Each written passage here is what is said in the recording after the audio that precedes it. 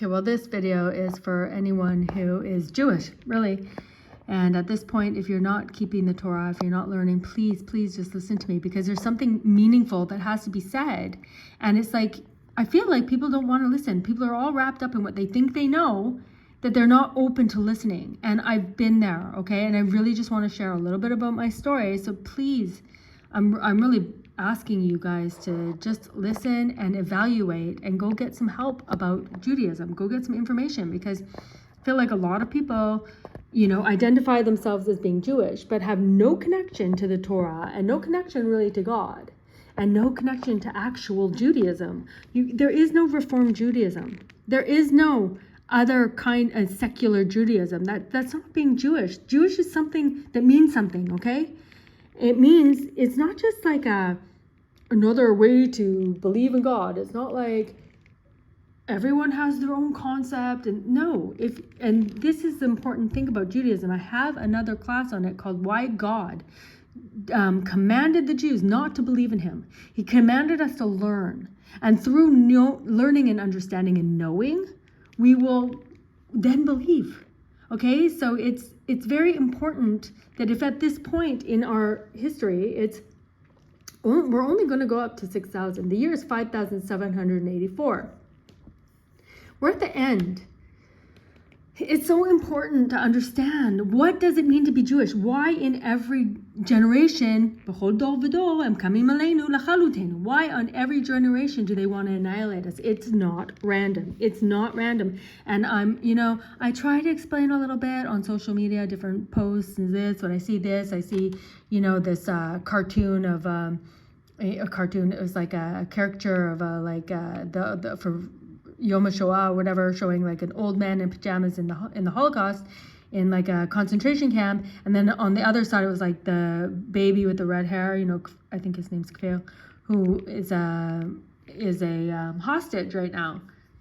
And it's like, people can't figure out, like, nothing's changed. Why has nothing changed? Why do we see it coming up again? Literally everything is in the Torah, okay? And everything, if you go and read Rabbi Miller's, I have another class on this. I think it's like lessons that we've learned from the Holocaust. Rabbi Miller, and by the way, I'm not saying anything. It's not my opinion. I couldn't care less about anything, really. The world can just, if the world was random, that's fine by me. I don't care. But I'm going to explain how I woke up and how I see things, and please urging you to go and look into it yourself. You don't know everything that you think you know, especially, like I said, on social media. I'm here trying to say hey, no, and people are telling me don't be so judgmental, and, Reform Jews absolutely need to hear this. Okay, everybody absolutely needs to hear this at least once in their lives and to make some sort of informed decision, because right now, maybe you're waking up to the fact that there are a lot of lies in our world. There are a lot of lies in our reality. Lies, everything's lies. Everything's mixed lies with truths. That's what the Etz Dat Tov and Ra was. That's the Etz of good and evil. Okay, that's this reality, which is three-dimensional reality, which is three in the physical, one in the spiritual, and one is time. Okay, and like I said, we're at the end of time right now. We're looking again for a redemption. We're looking to reestablish the kingdom of David. That's going to be the Mashiach, the kingdom of David in the land of Israel. And that's going to be when the temple gets built, and then we'll reconnect with God in our reality. Okay, so there is a holy and there is an unholy. There is a good and a bad, and it's mixed in our reality. Okay, so the thing is that, like I said, this is how I'm going to explain it, okay? Because I grew up Jewish.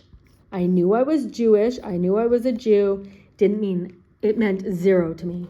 It didn't mean anything to me. I didn't believe in God at first, and I didn't know any Torah. I knew a little bit of the story, just like a lot of Reform Jews, a lot of conservative Jews conservative Jews, okay?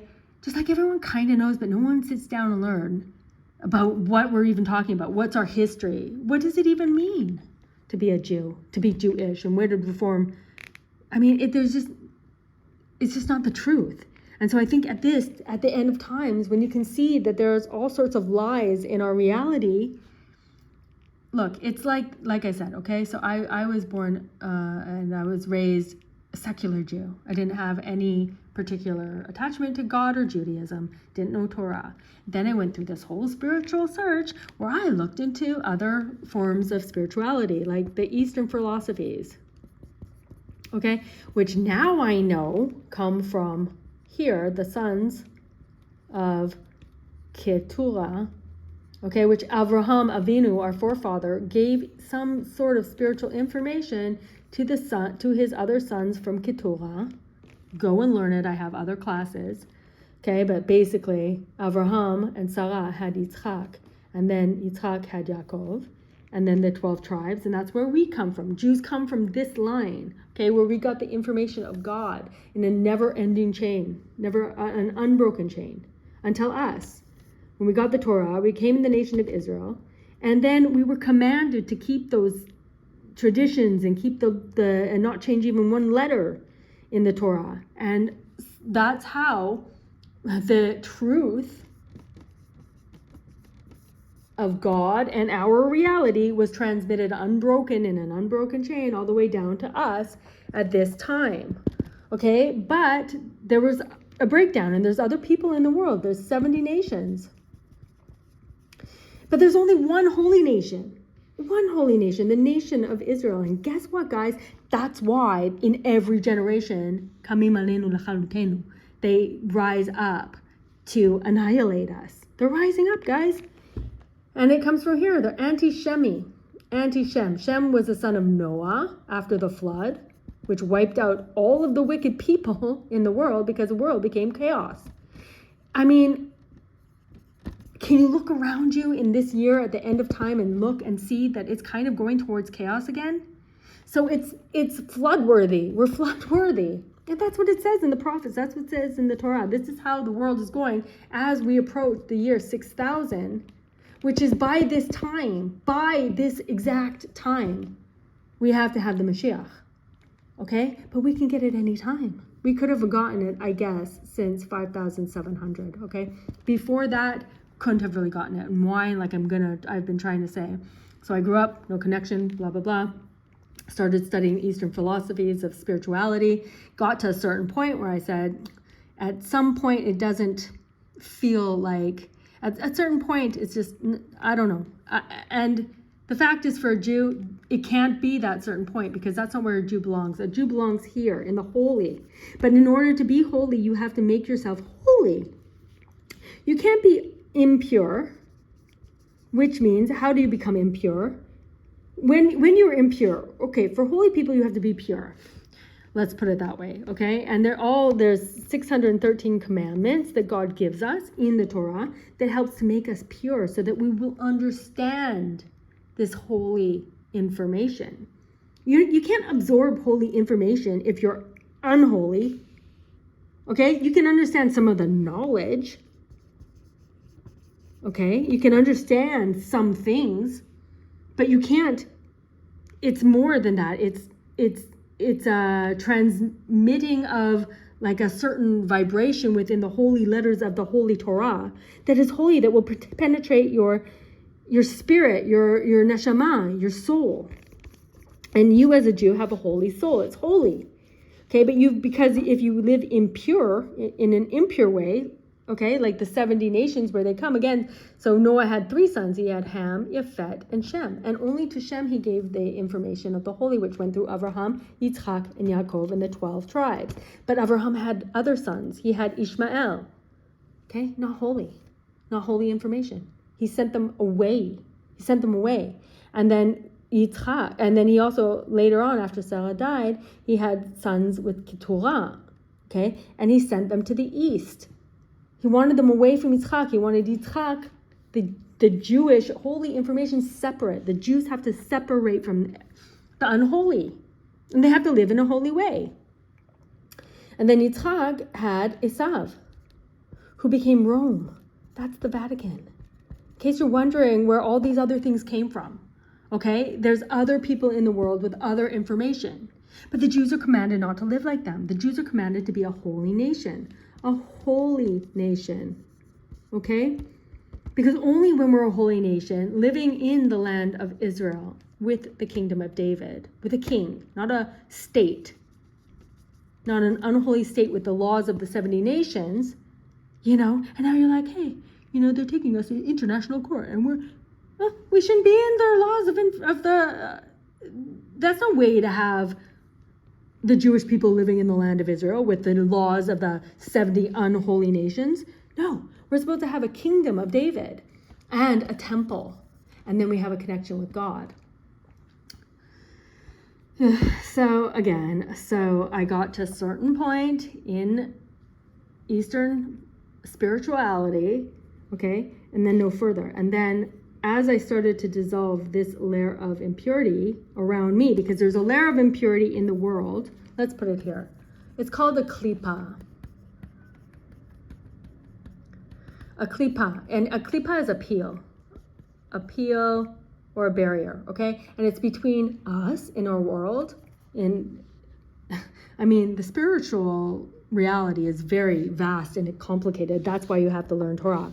There's 4 different worlds, okay? One is our physical world, but there's 3 others above us, separating us, and we have a layer of impurity, okay? That's separating, let's just say, the light of God. Okay, but even on us, every single one of us, if we have a layer of impurity, it separates us from the light of God, from God's holiness. Okay, so sometimes when we think about the Torah, or we see Orthodox Jews, or whatever it is, the holy, we're repelled from it because we're impure, because we haven't been keeping family purity, the laws of family purity. We haven't been keeping kosher. We don't keep Shabbat. All these things are not just given to us or commanded upon us for no reason. It's to make us holy.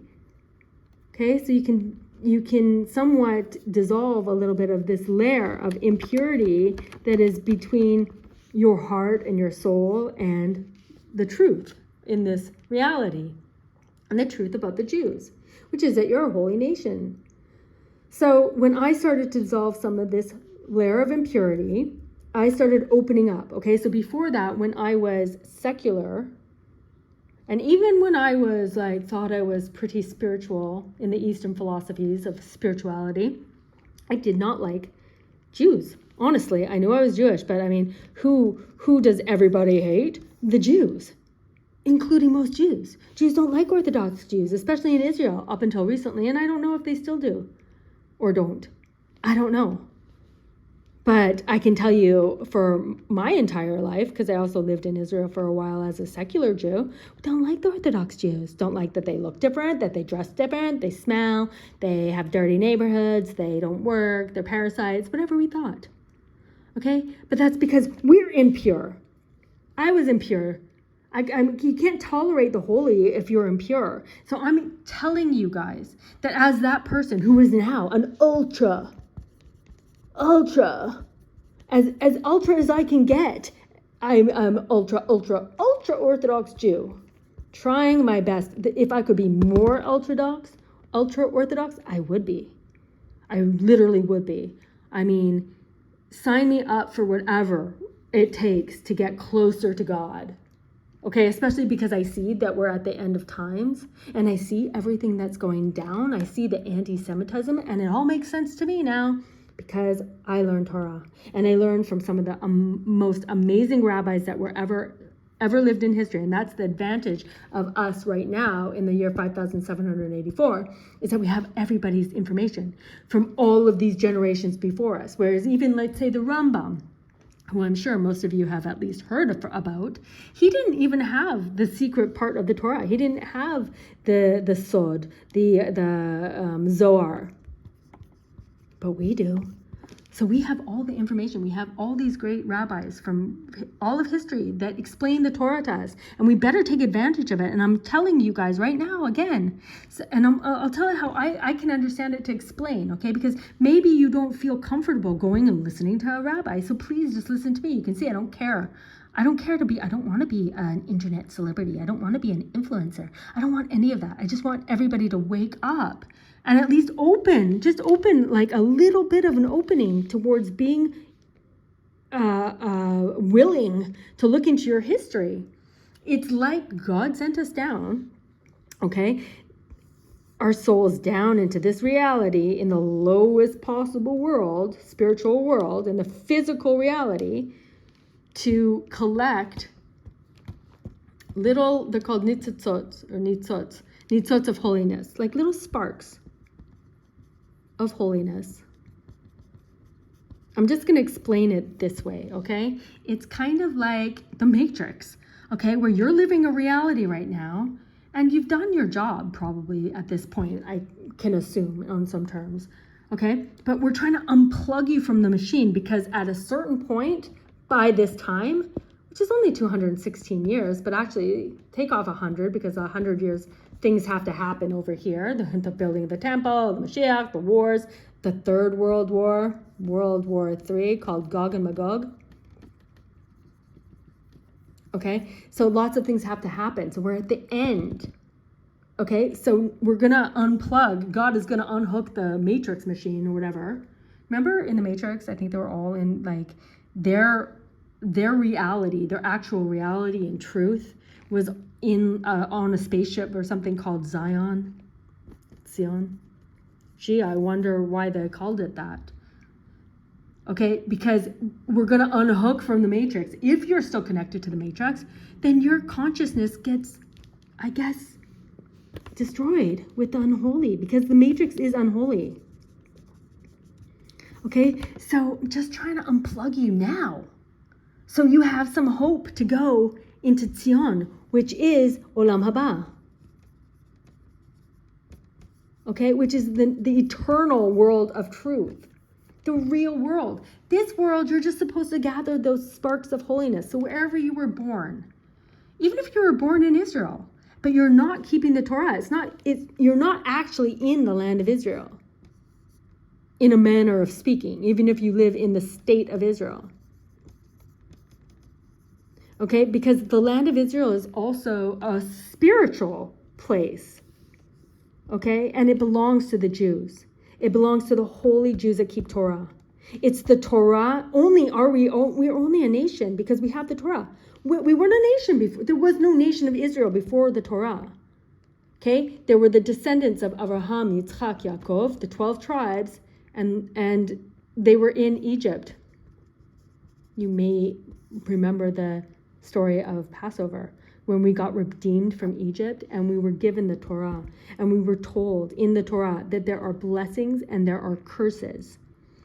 And also, and it says exactly, if you don't keep the Shabbat, if you don't keep holy, I will destroy you. And it also tells of another people that came out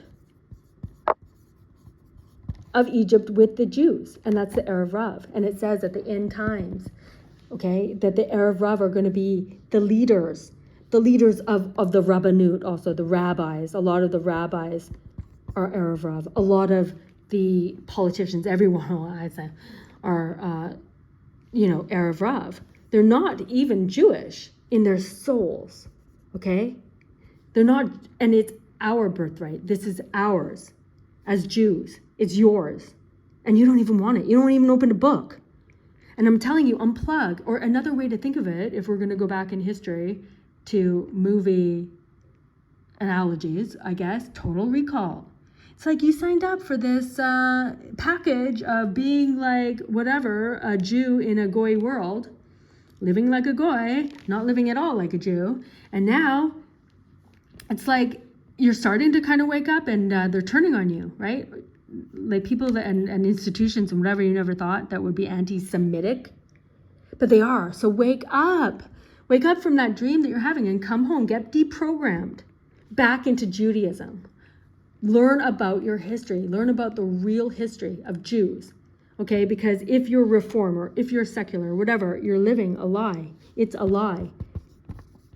And when God unhooks us from the Matrix, just as an analogy, that's not what he's going to do, is when you're going to be lost. And same thing happened when we came out of Egypt. Not all the Jews got redeemed from Egypt. Only 1/5 of the Jews got redeemed from Egypt. Only 1/5 of the Jews got redeemed. And guess what? Levi was never a slave in Egypt. Why? Because when you have the information of God and you live according to God's laws, you're never going to be a slave. And from that tribe came Moses. And Moses was and will always be forever the most enlightened human being ever. He talked pretty much face to face with God. So, I mean, what I did, again, was I worked on this. I started eating kosher. I started keeping Shabbat. I started, doing the best I could to learn Torah. I didn't understand anything at the beginning. And then I started listening to Rabbi Yinon Kalazan. You could listen to literally all of his classes and learn something. Rabbi Yosef Mizrahi will give it to you straight. He's not going to tell you it's okay that you don't keep Shabbat. And he's not going to tell you that, it's totally fine if you want to just shack up with somebody for 5 years. No problem. It's okay to marry a Goya. No, it's not okay for a Jew. You're a holy soul. And you need to make your body holy. And you need to start living like a Jew. Why do you need to? For you. For you. So you don't get destroyed and go down with the unholy matrix. So you can have eternal life in Olam Haba, which is our heritage, which is we knew everything. We know everything. Just in the last 100 years, not more than 100, probably about 250 years, people started, and people, I hate when people say oh, there were holy people that died in the Holocaust. Make that make sense. There were people who were devout, Orthodox Jews. That's not true. You're learning your information from Hollywood, from Schindler's List or something like that. Go read the book. And if you don't want to read a book, go look at my one of my videos. It's called Lessons We Learned from the Holocaust. And I just take from A Divine Madness by Rabbi Avigdor Miller.